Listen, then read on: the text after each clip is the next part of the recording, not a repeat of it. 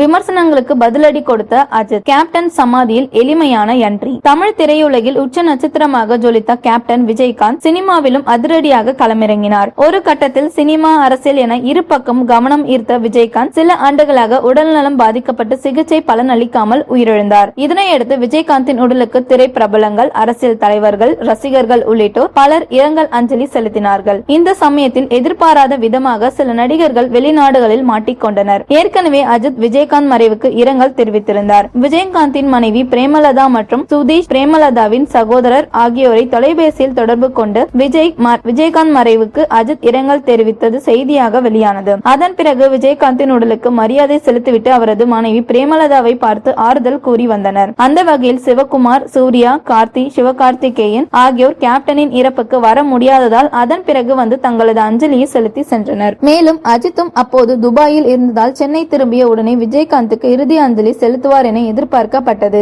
ஆனால் தற்போது வரை அஜித் அங்கு செல்லாதது பலரையும் வியப்பில் ஆழ்த்தியுள்ளது. அஜித் பிரேமலதாவிடம் சந்திப்பதற்கான நேரத்தை கேட்டிருக்கின்றார். விரைவில் சந்திக்க இருப்பதாகவும் கூறப்படுகிறது. இந்த சூழலில் அஜித்துடன் விஜயகாந்த் இருக்கும் த்ரோபேக் வீடியோ ஒன்று வைரலாகி வருகிறது. இது 2002ஆம் ஆண்டு நெய்வேலியில் நடைபெற்ற காவிரி நீர் போராட்டத்தின் போது எடுக்கப்பட்ட வீடியோ என தெரிகிறது. அஜித்தை தோளோடு தோளாக அரவணைத்துக் கொண்டு காதோடு ரகசியம் பேசுகிறார் விஜயகாந்த். அவரது பேச்சுக்கு மறுபேச்சு பேசாமல் தலையை ஆட்டியபடி அமைதியாக கேட்டுக் கொண்டிருக்கும் அஜித். ட்விட்டரில் ட்ரெண்ட் ஆகும் இந்த வீடியோ ரசிகர்கள் மத்தியில் வைரலாகி வருகிறது.